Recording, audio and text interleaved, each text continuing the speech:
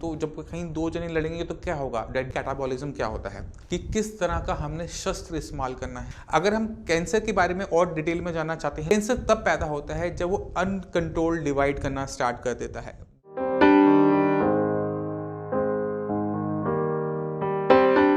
नमस्कार, मेरा नाम है डॉक्टर पुरु धवन और आज इस वीडियो में हम बात करने वाले हैं कैंसर के ट्रीटमेंट के बारे में और जानेंगे कि कैसे आयुर्वेद आपकी हेल्प कर सकता है कैंसर को जीतने में। अगर हम कैंसर को हराना चाहते हैं तो हमें कैंसर के बारे में बेसिक नॉलेज होना ज़रूरी है कि कैंसर हमारी बॉडी में आया कैसे, क्या वो सिर्फ आपकी बॉडी में, क्या वो मेरी बॉडी में नहीं है, और क्या चीज़ें कैंसर को पसंद है और क्या चीज़ें कैंसर को नहीं है पसंद। कैंसर की क्या स्ट्रॉन्ग होल्ड है, क्या उसके प्लस पॉइंट हैं, क्या उसके नेगेटिव पॉइंट हैं, क्योंकि अगर हमें उसके नेगेटिव पॉइंट्स पता है तो वहाँ पर हम स्ट्राइक करके उस कैंसर को जीत सकते हैं। तो शुरुआत करते हैं कैंसर को समझने से कि कैंसर क्या चीज़ है। तो पहली चीज़ तो ये जान लो कि कैंसर जो होता है वो हर किसी की बॉडी के अंदर होता है। आपकी बॉडी में भी है, मेरी बॉडी में भी है। बस फ़र्क ये है कि मेरी बॉडी में जब भी कैंसर का सेल पैदा होता है तो मेरी इम्यून सिस्टम उस पर अटैक करके कैंसर को मार देता है। वहीं पर अगर आपकी बॉडी में कैंसर बन रहा है, बढ़ रहा है, इसका मतलब ये है कि आपका इम्यून सिस्टम उस पर काम नहीं कर पा रहा, उसकी पहचान नहीं कर पा रहा और वो बढ़ता जा रहा है। अगर हम कैंसर के बारे में और डिटेल में जानना चाहते हैं तो पहले हमें एक नॉर्मल सेल को समझना पड़ेगा, क्योंकि हमारा जो शरीर है वो करोड़ों अरबों सेल से मिलके बना है। ये सेल इकट्ठे होकर टिश्यू बनाते हैं जो एक पर्सनलाइज्ड काम करते हैं। तो अगर हमारी बॉडी में कहीं पर भी कैंसर बन रहा है तो वो एक नॉर्मल सेल से बना है। एक जो नॉर्मल सेल होता है उसकी एक लाइफ होती है। जैसे हमारा जो खून है, आरबीसी है, उसकी जो लाइफ होती है वो 3 मंथ्स की है। तो वो पैदा होगा, वो अपना रेप्लिकेट करेगा, एक से दूसरा बनेगा और वो मर जाएगा। हम भी ऐसे ही हैं, हम पैदा होते हैं, हम बच्चे पैदा होते हैं और फिर हम ख़त्म हो जाते हैं। हमारी लाइफ साइकिल है। इसी तरह से हमारी बॉडी में जितने सेल हैं उनकी एक लाइफ साइकिल होती है। कैंसर तब पैदा होता है जब वो अनकंट्रोल्ड डिवाइड करना स्टार्ट कर देता है, बढ़ता चला जाता है, बढ़ता चला जाता है और वो ट्यूमर का रूप ले लेता है। तो हमारे पास इसको ख़त्म करने के कई तरीके हैं। पहला तरीका ये है कि अगर कैंसर आपकी बॉडी में अभी अभी शुरू हुआ है तो उसकी हम पहचान करवाएं। आपकी इम्यून सिस्टम को, आपकी रोग प्रतिरोधक को क्षमता दें कि वो उसको पहचाने और उस पर अटैक करना शुरू कर दे। अब जब ये अटैक शुरू होता है तो बॉडी के अंदर कुछ चीज़ें, इम्यून रिएक्शन स्टार्ट हो जाता है, जिससे क्या होता है कि आपके कैंसर सेल तो मरना शुरू करते हैं। मगर जब ये मरना शुरू करते हैं, इम्यून रिएक्शन स्टार्ट होता है तो वहाँ पर आपका इन्फ्लेमेशन आना लाजमी है, वहाँ पर आपकी सूजन आना लाजमी है। दूसरी चीज़ क्या होती है कि जब वहाँ पर फाइट होती है तो जब कहीं दो जने लड़ेंगे तो क्या होगा, डेड बॉडीज होंगी, यानी वो गलना शुरू कर देता है, पस फॉर्मेशन बनाना शुरू कर देता है। तो पहला तरीका ये है कि उस पर अटैक शुरू करवा दो और उसको ख़त्म कर दो और वो कहीं ना कहीं से आपका टूट के निकलना शुरू हो जाएगा पीसेस के अंदर। तो पहला तरीका ये होता है। दूसरा तरीका एक और होता है जिसके अंदर हम क्या करते हैं कि कैंसर के सेल की जो ग्रोथ है वो रोक देते हैं। क्योंकि कैंसर अगर अब रेप्लिकेट करना बंद कर दे, बढ़ना बंद कर दे और वहीं पे स्टैटिक हो जाए तो हमें पता है कि उसकी डेथ का एक टाइम है, उसकी एक एज है, वो तो आएगी आएगी ना, वो तो नहीं रुकेगी। और वो बिना रेप्लिकेट किए अगर वो मर जाएगा तो कैंसर क्या होगा कि बॉडी में अपने आप वो एब्जॉर्ब होना शुरू हो जाएगा, वो खत्म होना शुरू हो जाएगा। तो ये 2 तरीके होते हैं जिसको हम यूज़ करते हैं साइंस संजीवनी में। तो अगर पेशेंट को माउथ का कैंसर है तो माउथ क्या है, बाहरी हिस्सा है, यहाँ पर हम बहुत तेज़ी से काम कर सकते हैं।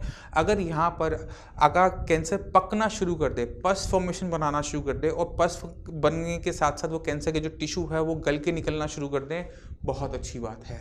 अगर कैंसर आपकी बॉडी किसी अंदरूनी हिस्से में और अगर वहाँ पर पस बनेगी तो बड़ी दिक्कत हो जाएगी, क्योंकि पस कहीं ना कहीं से निकलने का रास्ता ढूंढेगी और वो आपकी कॉम्प्लिकेशंस को बढ़ा देती है। तो इसको हम इंटरनल जो हमारे ऑर्गन्स होते हैं वहाँ पर जब कैंसर होता है तो इसको पसंद नहीं करते। हम वहाँ पर पसंद करते हैं कि उसकी हम ग्रोथ को रोकते हैं, कि वो आगे ना बढ़े। और अगर वो रेप्लिकेट करना बंद कर देते हैं तो उसकी एक एज है, वो उसके अपने एज के हिसाब से वो उसकी डेथ होगी ही होगी। और जितने भी कैंसर सेल होते हैं इनकी जो एज होती है वो बहुत कम होती है, क्योंकि ये नॉर्मल सेल की तरह नहीं होती। ये इसकी कमज़ोरी है जिसको हमने यूज़ करना होता है। तो हमने इसकी ग्रोथ को रोकने के लिए क्या करना पड़ेगा, बॉडी के अंदर ऐसा एनवायरनमेंट क्या करना पड़ेगा जहाँ पर बॉडी के सारे सेल्स हैं, अगर उनकी भी रिटार्ड हो जाते हैं, ग्रोथ प्रॉपर नहीं लेते, हमारे लिए वो सफिशेंट है। वहाँ पर वो कैंसर सेल की भी ग्रोथ नहीं होगी और हम क्या देखेंगे कि एज के हिसाब से वो ख़त्म होने शुरू हो गए। इसके लिए हमें बॉडी के अंदर इन्वायरमेंट को समझना पड़ेगा। हमारे बॉडी के अंदर इन्वायरमेंट को हमने कंट्रोल करना है। हमने बॉडी के अंदर इन्वायरमेंट कैंसर के अगेंस्ट बनाना है कि जहाँ पर वो ग्रोथ ना ले पाए। कैंसर को ग्रोथ लेने के लिए कुछ चीज़ों की ज़रूरत है। पहली है एनर्जी, खाना के बिना तो कोई चलेगा नहीं। दूसरी चीज़ होती है ऑक्सीजन, क्योंकि बॉडी के अंदर ऑक्सीजन होगी तो ही तो वो काम करेगा। और अगर हम इन दोनों ही चीज़ों को हम कंट्रोल कर लेते हैं तो हम क्या देखते हैं कि बॉडी उसको मेटाबोलाइज करना शुरू कर देती है, उसे मारना शुरू कर देती है।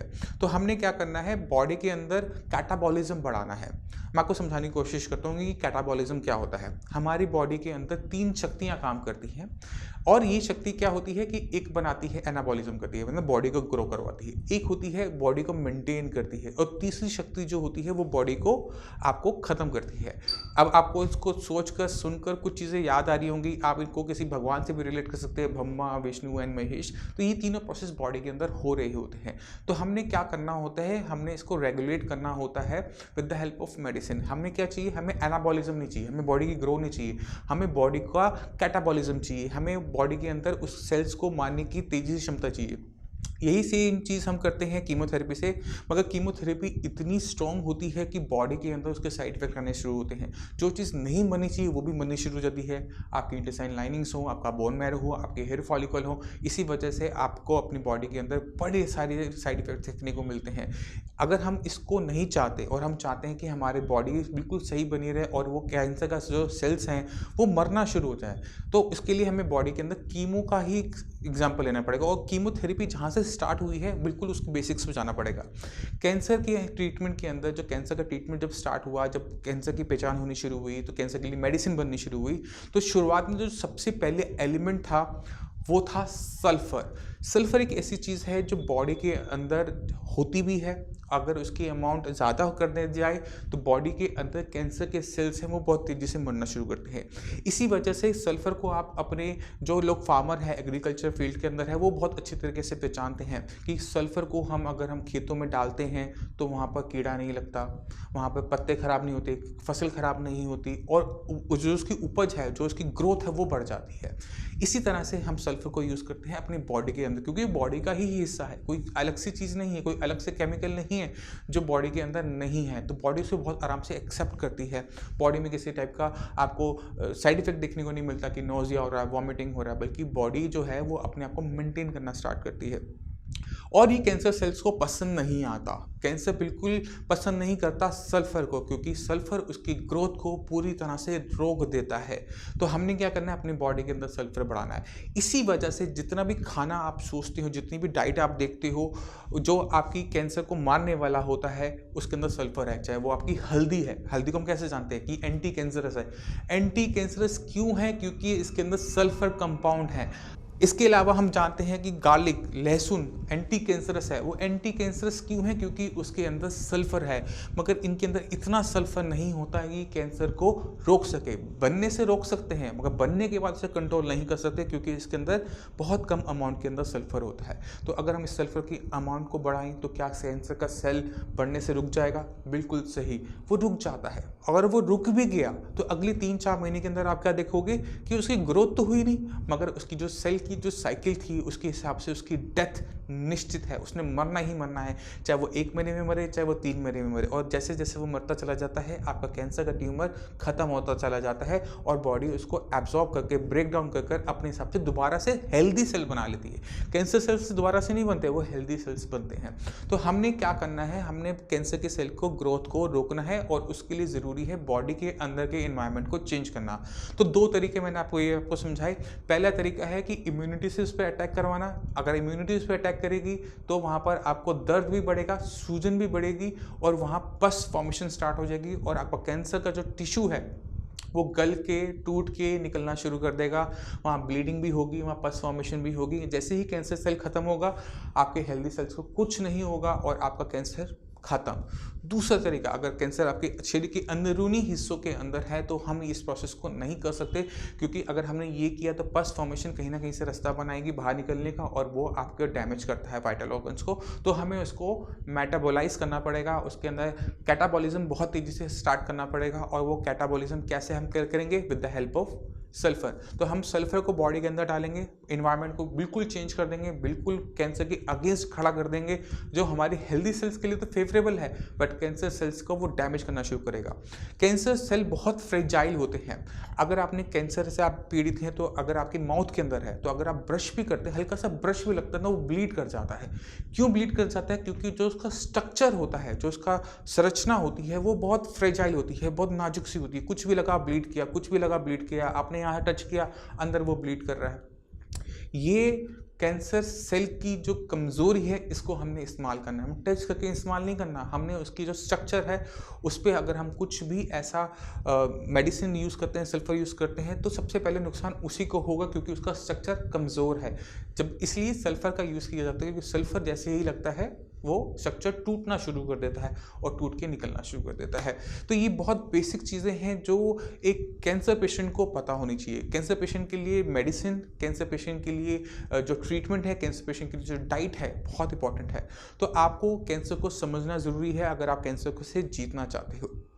अब मैं आपको चाहता हूँ कि मैं आपको कुछ इमेजेस दिखाऊं, क्योंकि बिना केसेस देखे आप समझेंगे नहीं। इस लेडी को ब्रेस्ट कैंसर था। ब्रेस्ट कैंसर के अंदर क्या होता है कि कैंसर सेल बढ़ते रहते हैं, बढ़ते रहते हैं, बढ़ते रहते हैं, उस पर कोई बॉडी का अटैक नहीं हो रहा, क्योंकि ब्रेस्ट आपके शरीर का बाहरी हिस्सा होता है और वहाँ पर हम वहाँ पर इम्यून सिस्टम रिएक्शन स्टार्ट करवा सकते हैं। वहाँ पर उसको गलाने के लिए पस फॉर्मेशन करवा सकते हैं, क्योंकि पस कहीं ना कहीं से तो बाहर निकल ही आएगी और कोई दिक्कत पेशेंट को नहीं होगी और तेज़ी से काम हो जाएगा।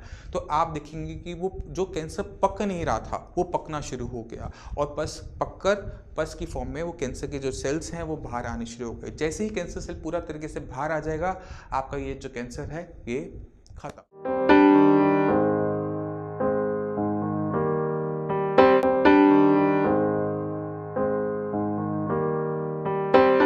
बिल्कुल सेम ऐसा हम हर बॉडी के किसी भी हिस्से में कर सकते हैं। तो हमें सिलेक्ट करना पड़ता है कि किस तरह का हमने शस्त्र इस्तेमाल करना है। क्या हम कैंसर को पस फॉर्मेशन कर सकते हैं, क्या कैंसर को हम मेटाबोलाइज कर सकते हैं, कि कैंसर को अंदर ही अंदर डिसॉल्व कर सकते हैं। तो ये दोनों शस्त्र आयुर्वेद के अंदर होते हैं, बस हमें इसको यूज़ करना आना चाहिए कि किस केस के अंदर कौन सा हमने यूज़ करना है।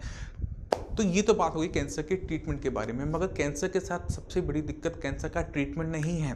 कैंसर के साथ सबसे बड़ी दिक्कत है कैंसर का रिकरेंस होना, बार बार आना। आपने कीमोथेरेपी करवाई, फिर दोबारा से हो रहा है, सर्जरी करवाई, फिर से दोबारा हो रहा है, आप रेडियो भी करवा चुके, फिर से दोबारा हो रहा है। तो ये बार बार जब बॉडी कीमोथेरेपी सर्जरी से जाती है तो बॉडी को बहुत ज़्यादा नुकसान होता है, जिसकी भरपाई करना बड़ा मुश्किल होता है।